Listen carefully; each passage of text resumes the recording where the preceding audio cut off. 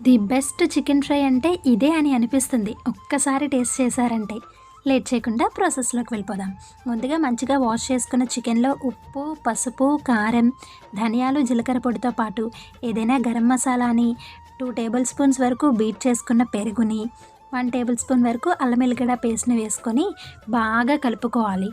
బాగా అంటే పైపైన కాదండి, ముక్కలకి పట్టేలా పిసుక్కుంటూ కలుపుకోవాలి. ఒక లెమన్ని పిండుకొని ఒక హాఫ్ అన్ అవర్ పాటు మ్యారినేషన్లో ఉంచాలి. హాఫ్ అన్ అవర్ తర్వాత చూస్తే చికెన్ మంచిగా మ్యారినేట్ అవుతుంది.